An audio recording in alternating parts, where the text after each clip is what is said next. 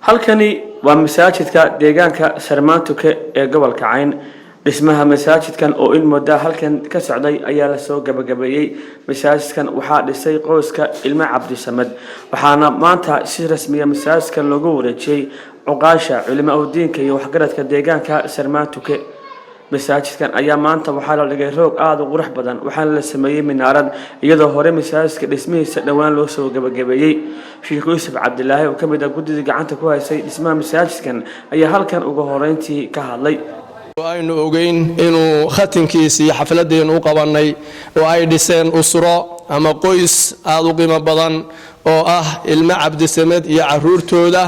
iyo haday gabdha yihiin seeyadooda iyo haday wiilal yihiin maxaan ku raadey xaasaskooda dhamaantood way ka wada qayb qaateen waxay ballan qaadeen markii hore ee aynu xafladii furitaanka ay ku ballan qaadeen in ay hadii Allahu ku sama ogol yahay ay dhisi doonaan minaarad ay dhisi doonaan marka minaaradii maanta xarig jirkeedii weeye ballantii ay qaadeen way fuliyeen caruurta Ilmo Cabdi Samad iyo caa'iladooda iyo qoysaskooda iyo xaasaskooda iyo seeyaashooduba iyo caruurtooduba way ballan qaadeen ballantii ay qaadeen way fuliyeen minaaradii maanta waa inoo dhiseen waxay kaloo sameeyeen gogoshan rooga ah ayay soo dhigeen si gooniya reer Cabdikariin Axmed Kaarshe ama Aamina Cabdi Samad ayaa si gooniya u sii dhigtay maxaan ku dhahday roogan u sii dhigtay qayb weyn ka qaadato iyada la'aanteed hadii Alla ku sama ogol yahay wax badan aanay qabsoomeen oo si gooniya ayaan si guud baan reerka ugu mahadnaqaynaa uguna ducaynaynaa si gooniyana gabadhaasi qayb libaax bay ka sii qaadatay Aamina Cabdi Samad qayb libaax bay ka sii qaadatay waxay kaloo hadda inoo keeneen saacad weyn oo walil asaf waan soo ilaaway waxay taalay meheradaydii bay taalay marka socodka degdega ah iyo ciidkii hawlihiisii baan ku ilaaway insha Allah waa la keeni doonaa waxay kaloo inoo qabteen intii hore ka dambeysay laydharkan oo aad ka war haysaan magaalo de magaranaysaa ee masaajidkeedu uu leeyahay aydan arag baaban u maleynaya insha Allah taala iyagoo wada laydhanayana waa u gudbin doonaa oo hadeerto waxa gulubadii baa loogu maqan yahay gidig intuu leeyahay shaygan isagoo qurux badan ayuu wada siraadanaya weeyaan waxyaalaha wax qabadka qiimaha badan ayaa usradaas ama qoyskaas ka yimid insha Allah taala maanta waxaan reer Sarmaaneed laga rabaa mahadnaqeedii iyo ducadeedii inay jeediyaan waa qodob waxa kale oo laga doonayaa oo ma garanaysaa xil wareejin dhab ah oo aanu maanta wareejinayno anagoo ah qaybtii aniga iyo Daahir Maxamuud Maxamed oo qaybta dhismaha xagan ugu qaabilsanayn iyo iyaga oo dhisayay oo minaarada dhisayay oo rooga goglayay oo guriga masaajidka dhisayay xil wareejin dhab ah ay maanta reer Sarmaaneed ku xil wareejinayaan waxay ku xil wareejinayaan tacmiirkiisa in reer Sarmaaneed si fiican uga qayb qaato sida maanta baad soo buuxiseen oo si wacan loogu cibaadeysto wixii loo dhisay ma garanaysaa guri la dhisay uusan iska noqone wixii loo dhisay lagu fuliyo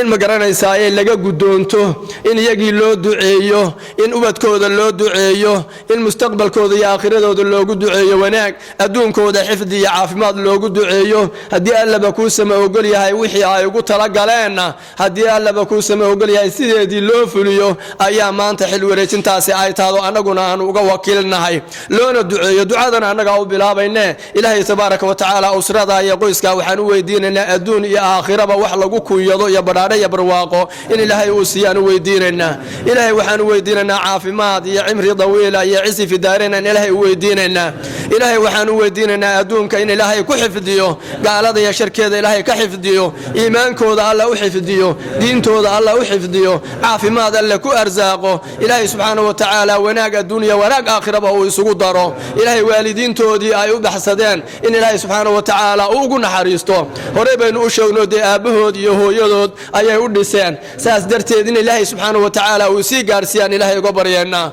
qabrigooda rawdatun min riyaadil janna darka nabiga kuwa ka caba iyaga iyo ubadkoodaba Allah ka yeelo aabihii iyo hooyadii loo dhisay iyo ubadkoodii iyo maxaan ku dhahdaa dhammaan ooriyahooda iyo sayaashoodaba darka nabiga kuwa ka caba Allah ka yeelo kuwa jidka siraad si fudud mar Allah ka yeelo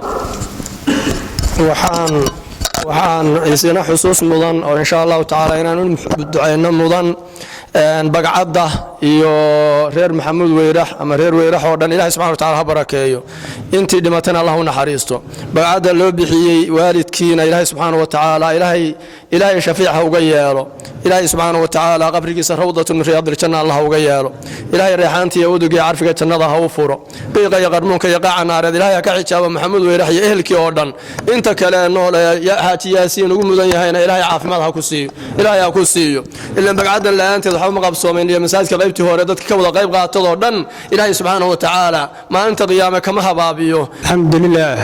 suma alxamdulilah ilaahay baa mahadle ilaahayga inoo oggolaaday beydkan inaynu iskugu nimaadno oo ku tukanno oo ku cibaadaysanno ilaahaasaa mahadle nimcada faraha badan ina siiyey ee inagu kulmiyey waxaan mahadnaq dabadeed u mahadnaqayaa ilmo cabdisamed dhammaan rag iyo dumar iyo carruur waxaan ilaahay uga baryaynaa in ilaahay cidhid dambeed ugu yeelo in ilaahay janno fardowso ku geeyo masaajidkan sharafka leh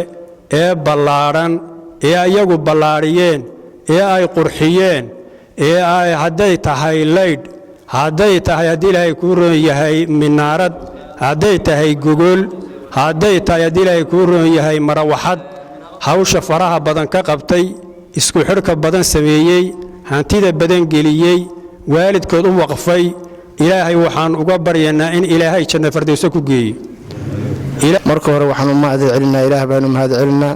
ilaaha isku keen waafajiya halkan inaan amni iyo caafimaad iyo horumar iyo maalin ciideed isku nimaadno allahaasaan marka hore u mahad celinaa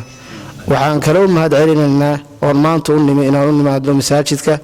aan u mahad celinno ilmo cabdisamad oo masjidkan ballaadhiyey oo dibudhiskiisii dambe ka qayb qaatay aad iyo aad oo dhisay hadday minaarad tahay hadday layr tahay iyo hadday gogol tahay horumarkiisa oo dhanna qaatay kuwaasaan u mahad celinaynaa ilaah waxaan uga baryaynaa in amni iyo caafimaad iyo iimaan ilaahay ku siiyo meelay joogaanba dadkoodii iyo eheliyadooda waxaan kaloo ilaah uga baryaynaa waalidiintoodii ilaahay inuu janno fardowso ugu bishaareeyo waxaan kaloo ilaah uga baryaynaa waa dad qurbo jooga qurbuhun dhib badan baa haysata xagga diinta xagga caafimaadka wax kasta waa laga soo galaa ilaahay waxaanu ka baryaynaa ilaahay inuu ku xafido ilaahay waxaanu ka baryaynaa ilaahay inuu ku xafido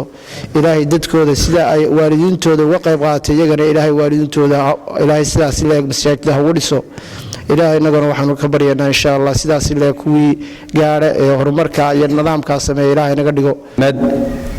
iyo reer weyrax iyo dhammaan cid kasta oo ka qayb qaadatay masaajidka nin bagcad bixiyey nin neef bixiyey nin weyneeyey oo sharaftan iyo nalkan iyo gogoshan iyo minaaradda mid walba ku daray dhammaan waa soo dhowaynaynaa waana u ducaynaynaa ilaahayna waxaanu u weydiinaynaa shaqsi kasta oo masaajidka waxgashaday mid u socday iyo mid waxgeliyey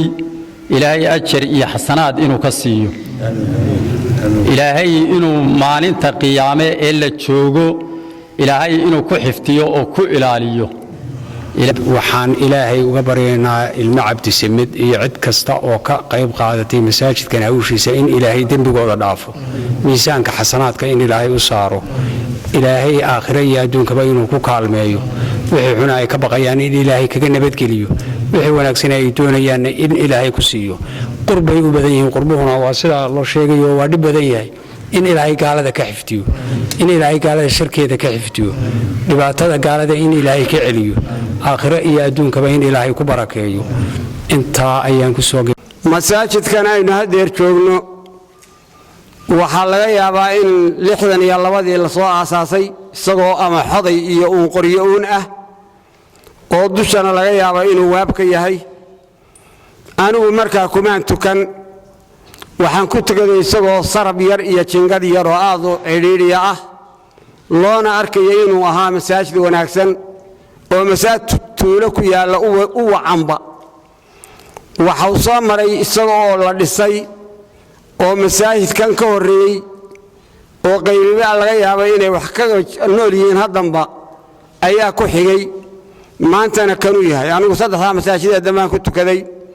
3 masaajid dhul bay ku yaaleen midna samada kama soo laalaado dhulka isaga ah dad baa caqligooda ku fekeray oo ku hindisay inay meesha masaajid ka dhigaan wa anna almasaajida lillaah masaajidana allah iskale subxaanahu wa tacaala waxaa laga yaabaa dhulkaas inuu dadku wada bixin ee uu dad marti ahaan ay ku bixiyeen oo ilaahay subxaanahu wa tacaala ku dhawaasho ay ku dhowaanayaan dhul ay sheeganayaan sababtii ay uga gooyeen baa dhacaysa maalintaa oo 62kii ah iyo maanta inta u dhaxaysa dadka isaga ee masaajidka soo bineeyay soo aasaasay wax ka lumay ma jiraan masaajid bay soo dhiseen weeye man dalla ala khayri ka faa'ili qofkii qof khayr tusiya khayrka isaguna insha Allah taala yadan waxba laga nusqaamin ayuu ilaahay siinaya subhanahu wa taala nabigeena inoo sheegay sallallahu alayhi wasallam dadka maanta ugu dambeeyay farta ka muuqata ugu dambeyn sameeyay insha Allah taala aad baa loogu duceeyay niyaba loogu duceeyay iyo carab iswaafaqsan iyo calool ilaahi subhanahu wa ta'ala anuguna waa ugu ducaynayaa oo markaygaan gelayaa waxaan ilaahay uga baryaynaa wixii shar leh ee adduunyo yaal iyo wixii aakhira jira ee shar leh ilaahi subhanahu wa ta'ala inuu ka fogeeyo reer Cabdi Samad awlaadu uu ka tagay iyo habaryartay asli maxamuud xoosh awlaada ay dhashay ee ku soo fekeray masaajidkan inay dhisaan ee maalkoodii iyo ra'yigoodii iyo qiimayntoodii iyo iimaankoodii ku sugay beledka laga yaabo inaan midkoodna arag ka dhisay masaajidka noocaas ah waa masaajid ay dhiseen ilaahay jannada ha uga dhiso isaga ballan qaaday jannatul firdaws Allah uga dhisay beydada ay ku raaxaystaan taasaan ilaahay u weydiinaynaa waxaan ilaahay kale u weydiinaynaa sida loo sheegay waxa jiraan qurbaha qof shar ka soo xoogsadaana waa jira qof khayr ka soo xoogsadaana waa jira kuwa khayrka ka soo xoogsaday Allah ka dhigo ilaahay saasaynu weydiinaynaa way ka soo xoogsadeene dhammaantood ba Allah isugu dumo Allah ku barakeeyo isaga laftirkiisa ducada inaan ka ilaaweyn maxaa tiraadaan sheekh